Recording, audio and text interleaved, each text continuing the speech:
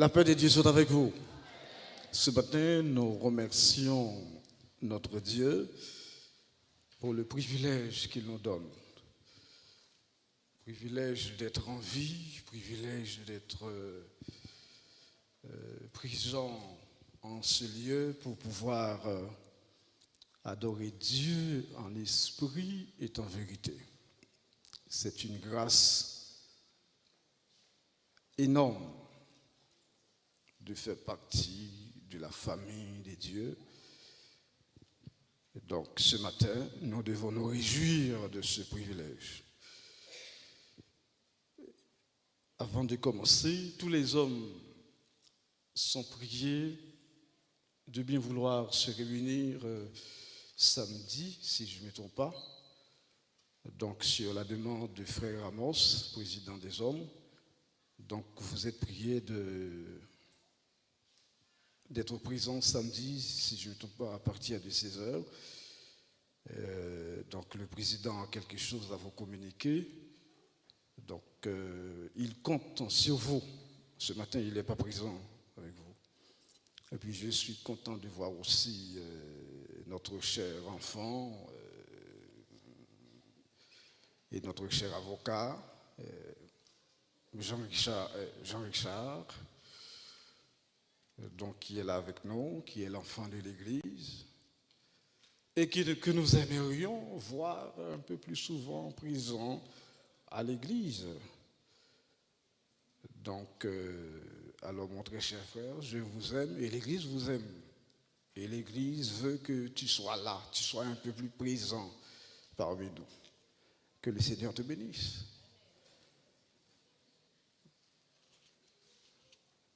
Voilà.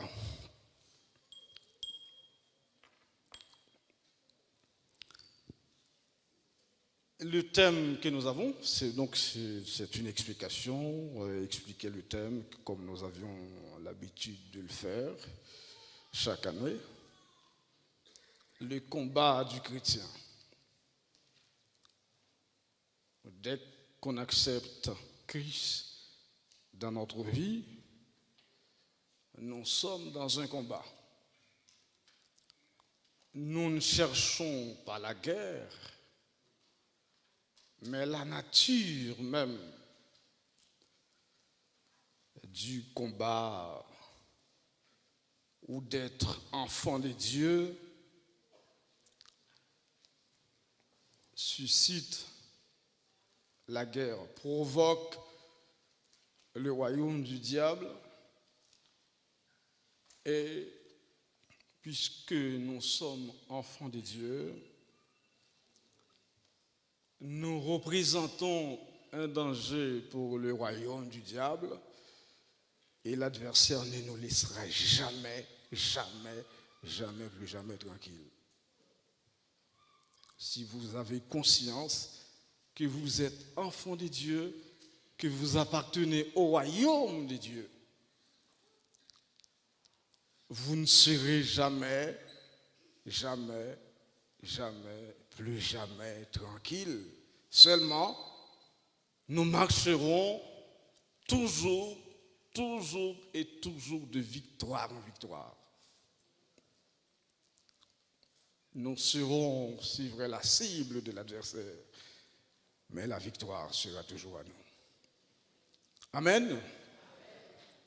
Notre texte de l'année se trouve dans 2 Corinthiens chapitre 10, versets 3 à 4. Alors je vous demande aux techniciens de l'afficher pour nous et nous allons le lire ensemble. 2 Corinthiens chapitre 10, versets 3 à 4. On y va. Si nous marchons dans la chair, nous ne combattons pas selon la chair. Car les armes avec lesquelles nous combattons ne sont pas charnelles, mais elles sont puissantes par la vertu de Dieu pour renverser les forteresses. Amen. Nous allons dans un premier temps voir le contexte et ensuite développer le thème. Donc nous aurons d'autres intervenants durant l'année pour pouvoir expliquer davantage ce thème.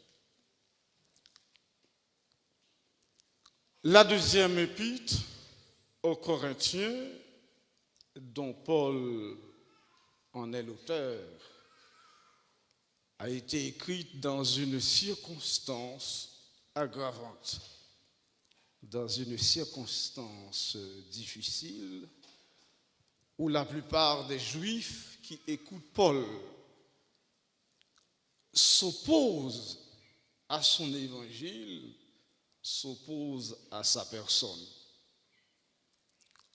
De sorte que l'apôtre doit annoncer son intention d'aller vers les païens, de se tourner vers les païens. L'état spirituel des membres de l'Église se dégrade et témoigne les difficultés et les désordres qui existent au sein de cette Église.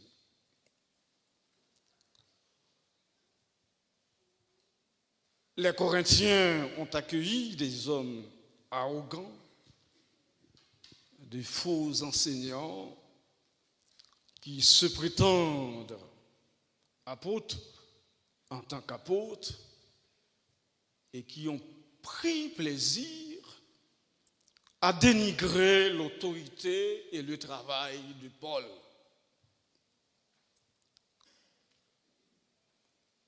Et après son départ, disons, de Corinthe, Paul a reçu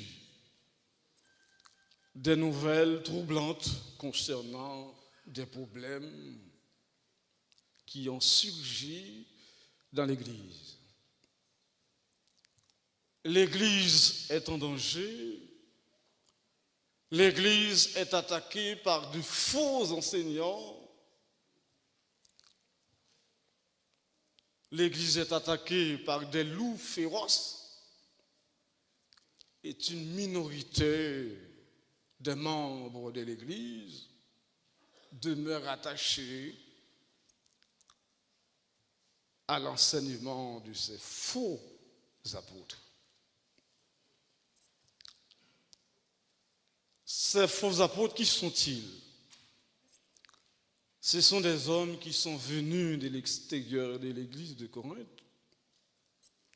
qui se sont infiltrés dans l'église. Ce sont des hommes qui prétendent avoir reçu une grande autorité, qui prétendent avoir une grande autorité supérieure à celle de Paul. Ces faux apôtres voulaient détruire le travail de Paul, réalisé par la puissance du Saint-Esprit à Corinthe. Et ces hommes ont tout fait pour saboter l'influence de l'apôtre Paul afin de dominer sur les Corinthiens. Ah, ce sont des hommes qui se vantent de leurs origines juives. Ah, nous sommes de la race d'Abraham. Nous sommes de la race juive. Et ces hommes prétendent avoir connu Christ pendant son ministère sur la terre, selon 2 Corinthiens chapitre 5, verset 16. Ces faux apôtres qui se sont infiltrés dans l'Église, leur style de vie n'est pas en harmonie avec la pureté ou la sainteté de la parole de Dieu.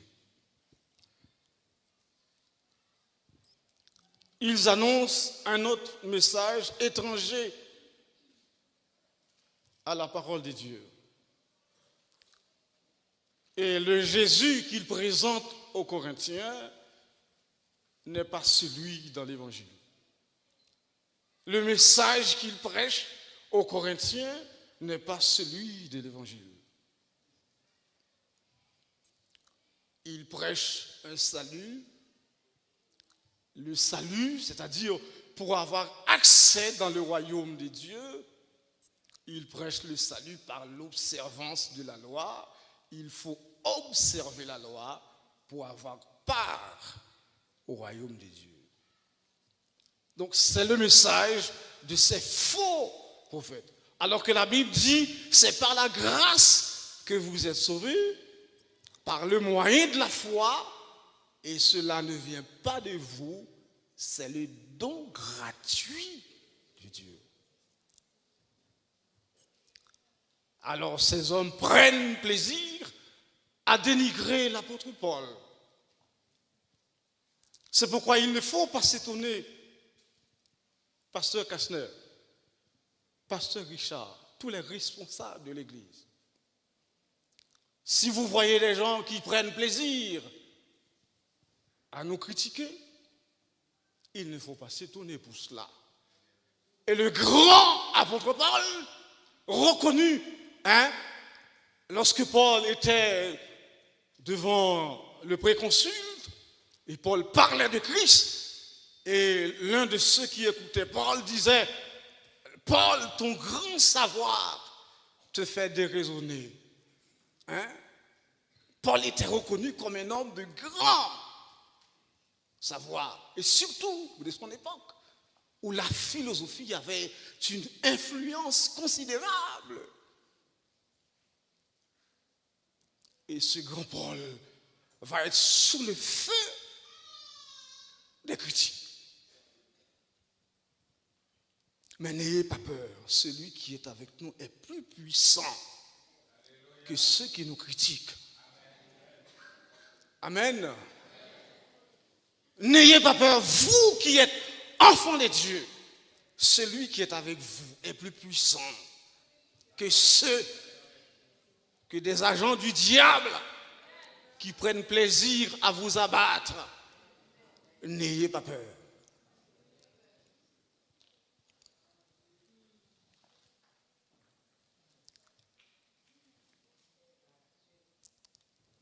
Ces faux apôtres, leurs motivations ne sont pas pures. Ce sont des mercenaires qui dévorent l'église de Corinthe, qui la dépouillent afin de s'enrichir personnellement. Ils méprisent Paul à cause de ses convictions. Et ces hommes ne sont pas des dieux. Ce sont des espèces de loups déguisés en vêtements de brebis.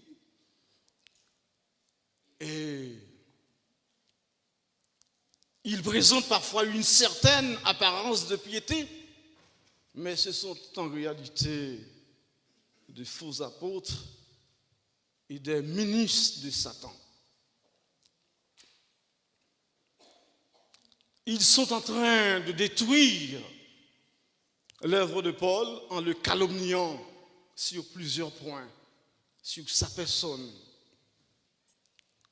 Et ces personnes-là sont en grande partie responsables des divisions au sein de l'Église.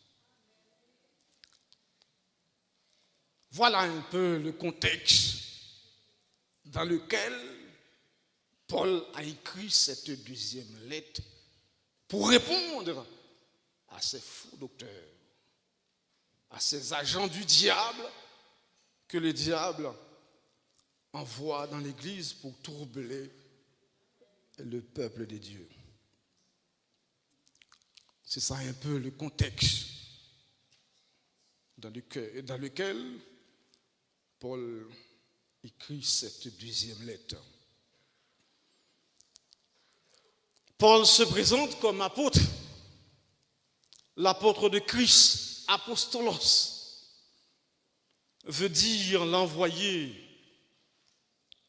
Et ce mot envoyé qui correspond à l'esprit d'ambassadeur. Et quand Dieu a choisi l'apôtre, c'est son ambassadeur.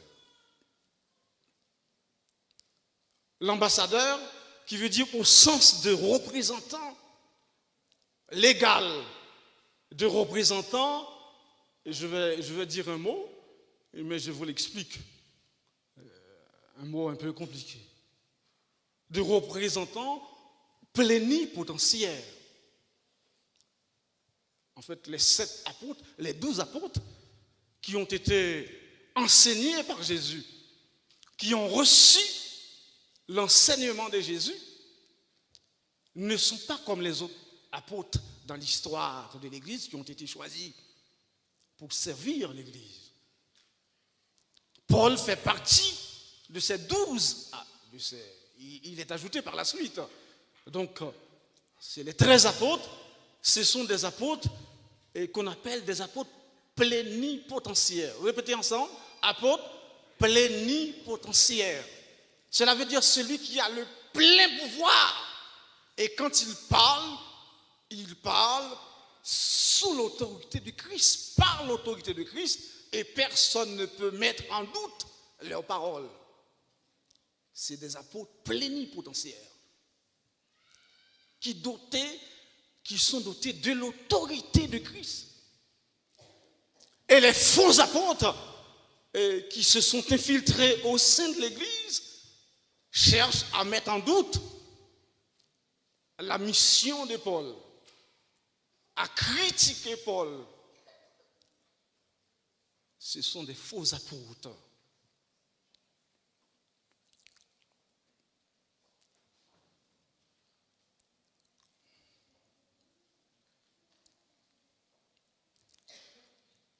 Et quand Paul se présente comme apôtre de Jésus-Christ, il souligne que l'autorité de Jésus, qu'il est doté de l'autorité du Christ pour une mission précise qui consiste à poser le fondement qui est le Christ.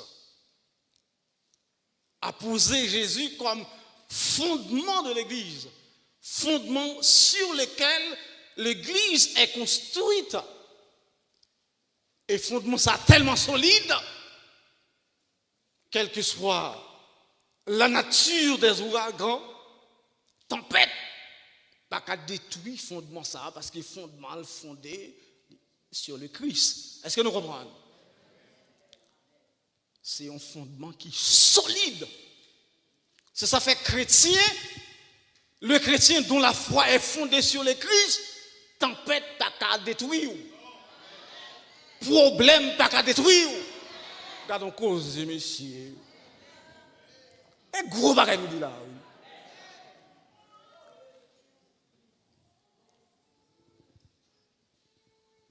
Les enfants de Dieu dont la foi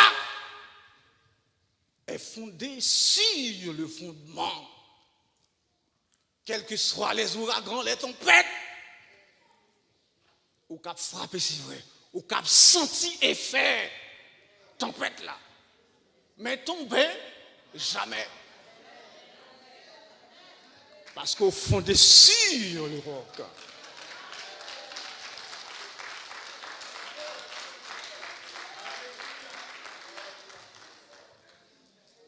C'est pour ça que nous sommes capables de chanter. Dans mi-temps, gros la mer. À tempête, moins taillé. Sans secours, t'es perdu. Sans la foi, sans lumière. Tout à coup, moins voyant. Gros bateau. Moi ramasser toute force moi et moi te relais. Oh secours, oh secours, qu'il esquive pour sauver. Oh secours. Amen. fondé sur work solide ça, moun ka dit ça yo vle de ou. Mais ça y a dit de ou pas ka détruire ou.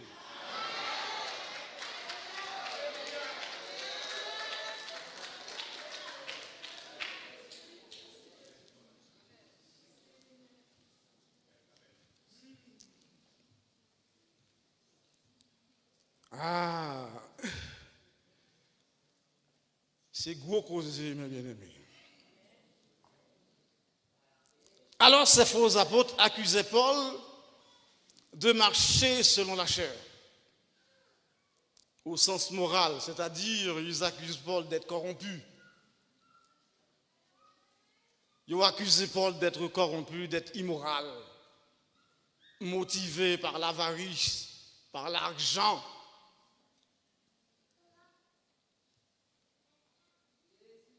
Alors, les dirigeants, les membres de l'Église, si Paul, on va dire le grand Paul, qui a fait un travail extraordinaire, si les gens ont trouvé des choses, des gens malhonnêtes l'ont accusé d'être corrompus, d'être immoral, nous-mêmes, il faut que nous pas attendre à autre chose. Si Jésus, l'homme parfait, qui descend du ciel, qui n'a point péché, les hommes de mauvaise pensée ont essayé de fabriquer des choses pour l'accuser, nous aussi, pas attendre à d'autres choses. Seulement, qu'on est qui mounouillé dans Jésus. Amen. Amen. Vaut mieux que les gens disent des choses mal de vous, des choses fausses, qui vous accusent. Des gens qui prennent plaisir à vous détruire en vous calomniant. Mais vaut mieux dire toute bagaille de vous, il n'est pas vrai. Et c'est ça Jésus dit dans Matthieu, chapitre 5, verset 12. Il dit, heureux serez-vous lorsqu'on vous outragera, lorsqu'on dira de vous toutes sortes de mal à cause de moi. Jésus ne nous avait pas dit pleurez, il dit réjouissez-vous. Est-ce que vous comprenez, mes bien-aimés? Réjouissez-vous, car votre récompense sera grande dans les cieux. Et il dit, c'est ainsi qu'on a persécuté les prophètes qui ont été avant vous. Il faut que nous n'ayons pas peur.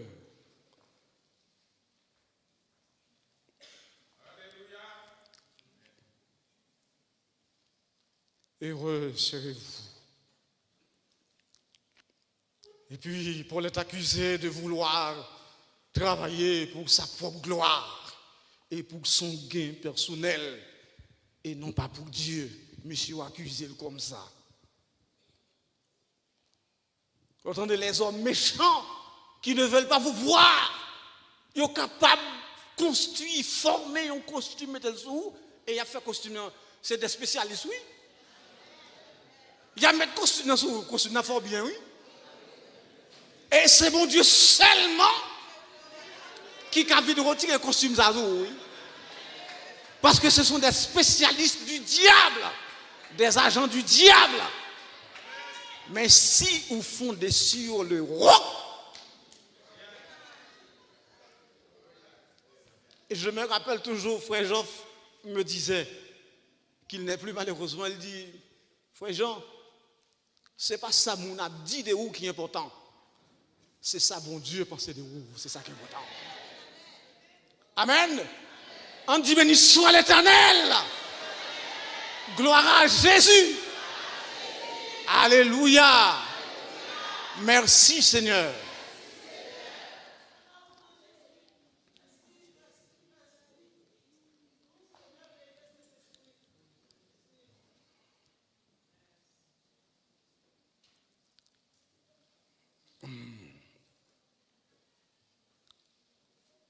Il est important de saisir le sens de ces deux prépositions. Dans la chair et selon la chair. Marcher dans la chair et marcher selon la chair, ce n'est pas la même chose. Marcher dans la chair et marcher selon la chair, ce n'est pas la même chose. Marcher dans la chair, physiquement, en tant qu'enfant de Dieu, nous marchons dans la chair. Et en même temps, nous marchons dans la chair, nous portons un trésor inestimable dans ce corps, dans cette chair. Est-ce que vous comprenez? Nous marchons dans la chair et nous portons en même temps un trésor inestimable en nous, dans cette chair, dans ce corps physique. Nous marchons dans la chair. Et Paul, pour répondre à ces faux apôtres, il dit oui, je marche dans la chair en portant en moi un trésor, un grand trésor qui est le Christ. Mais je ne marche pas selon la chair. Est-ce que nous comprenons? Nous ne marchons pas selon la chair. Dans Galates chapitre 5, verset 16, il dit, si nous marchons par l'esprit, si nous vivons par l'esprit, marchons aussi selon l'esprit. Il dit, car la chair a des désirs contraires à ceux de l'esprit, et l'esprit, on a de même, disons, a des désirs contraires à ceux de la chair. Et Paul montrait que, effectivement, nous marchons dans la chair, mais il ne vit pas selon la chair. Vivre selon la chair, c'est satisfaire les désirs de la chair. C'est-à-dire toute sa chair, Amando, on va vivre selon la chair, selon la pensée du monde. Et toute sa chair, Amando, tout désir qui manifeste dans la chair, ou obligé de chercher pour satisfaire la chair. Est-ce que vous comprenez?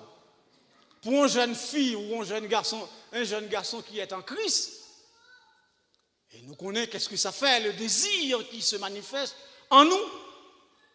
Et si nous vivons par l'esprit, nous ne pouvons pas obéir au désir de la chair. Est-ce que nous comprenons? Si nous vivons par l'esprit, vous savez que votre corps est le temple du Saint-Esprit. Vous ne pouvez pas livrer ce corps au désir de la chair pour satisfaire les désirs de la chair. Est-ce que vous comprenez, ma bien? Ça fait pour répondre à ces faux docteurs qui l'accusent d'être corrompu, d'être immoral. Paul dit non. C'est vrai que je marche dans la chair, dans un corps mortel, dans un corps souffrant, dans un corps qui est soumis aux amortissements du temps, dans un corps qui vieillit. Et ce corps qui vieillit porte un trésor inestimable. C'est peut-être ça l'autre machin, c'est pour ça tout gonfler parce que Jésus n'a où. C'est gros cause dans le là. Ou qui ne doit pas gagner l'argent, ou qui ne doit pas posséder de belles richesses dans le monde ça, mais leur posséder Jésus. Dieu se fait porter par vous. Ah, Dieu se fait porter par vous. Voilà votre sujet de fierté ce matin. Je ne peux pas me sentir malheureux. Vous ne pouvez pas vous sentir malheureux de ne pas avoir des choses matérielles, des choses qui passent. Où sont les grands qui ont régné dans l'histoire, qui ont possédé beaucoup de choses? Ils ne sont plus. Ils sont partis en laissant tout ce qu'ils possèdent. L'homme est poussière, il retournera dans la poussière. Amen. Béni soit l'Éternel. Gloire à Jésus. Alors, il faut que nous poursuivions.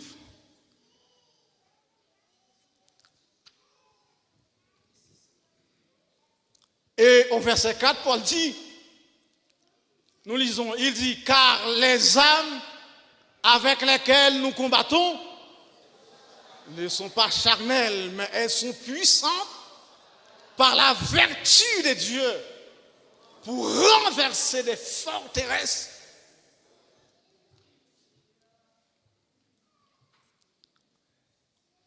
Elles sont puissantes par la vertu de Dieu pour renverser des forteresses. Nos âmes ne sont pas charnelles, mes bien-aimés. Dans Matthieu chapitre 26, verset 52, Jésus dit à ses disciples, tous ceux qui prendront l'épée périront par l'épée. Ça, ce sont des âmes charnelles, des âmes physiques.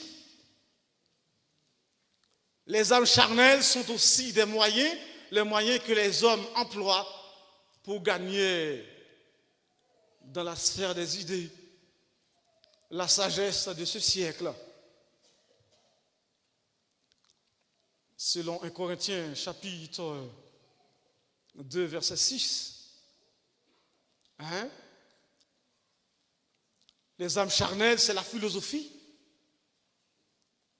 Et dans le monde païen, on entend parler de l'évolution, la théorie de l'évolution, qui consiste à dire que l'homme est descendant du singe. Ça, ce sont des forteresses. La philosophie, ce sont des forteresses. Et moun sa yo, avant pour arriver convaincu, il faut qu'il y ait une intervention spéciale de Dieu pour débarrasser de leur idéologie, de leur philosophie, pour débarrasser pensée yo, pour libérer pensée yo. Et tout ça, ce sont des forteresses. Ce n'est pas les gens possédés par les démons, les esprits démoniaques que Satan se manifeste.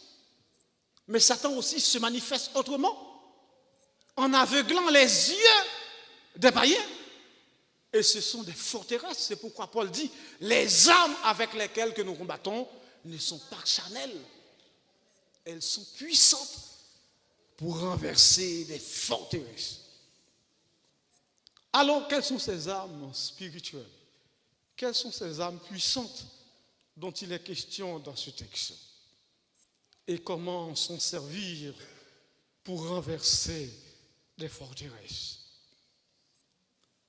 Le Seigneur Jésus met à la disposition de ses enfants. Il met à notre disposition des armes puissantes, efficaces, pour pouvoir renverser le royaume du diable. Et c'est à nous, c'est à vous, en tant que croyants, en tant qu'enfants de Dieu, de chercher à nous les approprier, de prendre ces armes, et pour pouvoir renverser des forteresses. Et bien aimé, m'a dit nous un secret de la victoire. Et pour tout le monde qui est en bataille. Parce que depuis ces chrétiens qui ont rien, ou pas qu'à dire, ou pas bataille. Et souvent, on pas en bataille, qu'on n'a pas représenté un danger pour le royaume du diable. Depuis qu'on n'a pas en bataille, ça veut dire qu'on n'a pas représenté rien, ou pas représenté un danger pour le royaume du diable. Et c'est Paul qui dit, c'est dans quel texte, Jean-Richard? Celui qui veut vivre pieusement, c'est 2 Timothée 3. Affichez-le pour nous, s'il vous plaît. 2 Timothée 3, verset 12.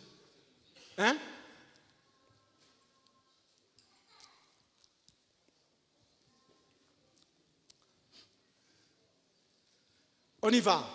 N'oublions ça, hein? Or, tous ceux qui veulent vivre pieusement en Jésus-Christ seront persécutés. Mais les hommes méchants, imposteurs, avanceront toujours plus dans le mal, égarant les autres et égarés eux-mêmes. Croyez? Toi demeure dans les choses que tu as apprises et reconnues certaines, sachant de qui tu les as apprises. Voilà pour nous. Ce n'est pas un jeu. En tant que jeune garçon, jeune fille, je m'adresse à vous.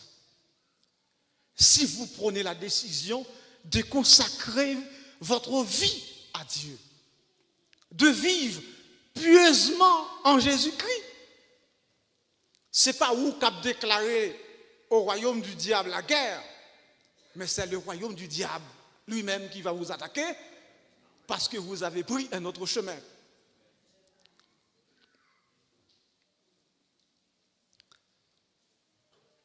Alors, les âmes avec lesquelles nous combattons ne sont pas charnelles. Quelles sont les âmes? D'abord, la première, c'est la parole. Le Seigneur met à notre disposition des âmes spirituelles. C'est la parole de Dieu qui a une épée, qui est une épée à double tranchant, selon Hébreux chapitre 4, verset 12. Car la parole est vivante et efficace, plus tranchante qu'une épée à quelconque. Qu'une épée quelconque à deux tranchants, pénétrante jusqu'à partager âme et esprit, jointure et moelle. Elle juge les sentiments et les pensées du cœur. Il y a de grandes victoires qui sont à la portée des enfants de Dieu, qui connaissent, qui prennent ces âmes, qui manient ces âmes. Et deuxièmement, possibilité ou bien âme que nous gagnons, c'est la prière. Selon Éphésiens chapitre 6, verset 18. Parce que la prière nous met en contact avec les ressources. Parce que quand vous priez, ça vous met en contact avec les ressources inépuisables. La prière va puiser dans une source qui est inépuisable. Plus vous priez, plus vous devenez plus fort. Et plus vous devenez plus fort, c'est plus adversaire à attaquer. Et plus adversaire à attaquer, c'est plus vous devenez plus fort.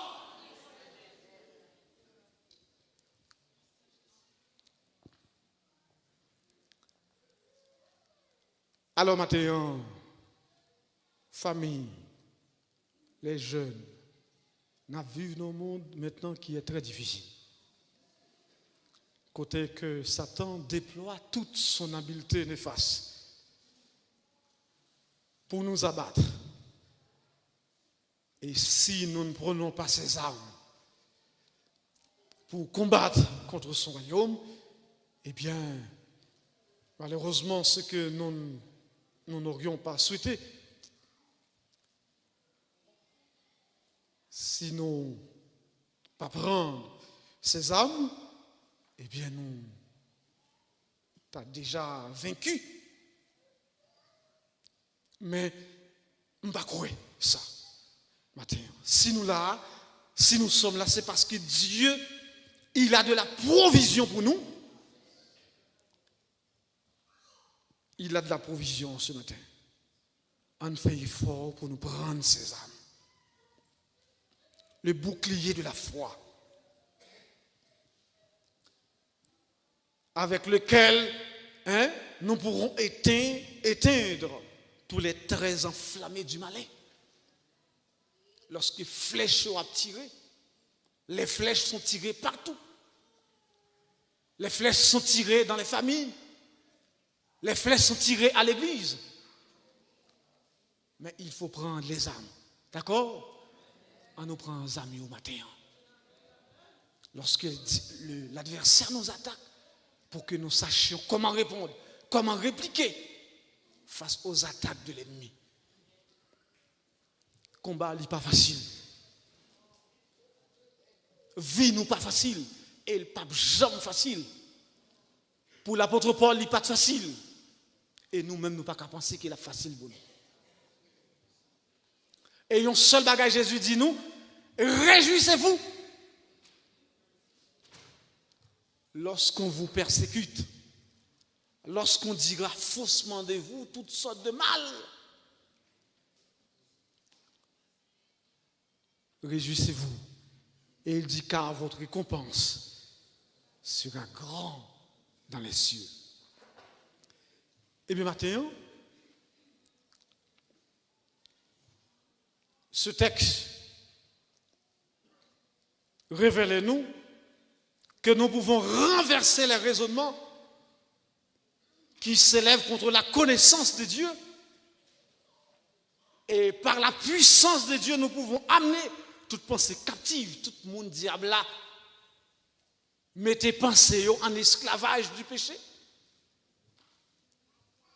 Et par les âmes spirituelles, nous pouvons renverser les forteresses. Amen. Combien de monde matin qui prend décision pour nous utiliser les âmes spirituelles, réunir la famille, prier avec eux et faire des études bibliques, armer nos jeunes, armer nos enfants pour qu'ils puissent être en mesure de faire face à l'adversaire. Et un seul côté que vous êtes capable d'écrire diable là et qu'il fait un travail, c'est dans sa persévérance contre les enfants de Dieu. Satan n'est jamais fatigué de vous persécuter. Et vous-même aussi, on ne peut pas être fatigué. Et si nous voyons qu'il nous arrive des moments où nous ne pouvons plus prier, où nous ne pouvons plus prendre les âmes, faites des soupirs à Dieu. Amen. Faites des soupirs à Dieu. Et lui-même, il viendra à notre secours ce matin. Nous ne serons jamais seuls. Ne crains rien, je t'aime. Je suis à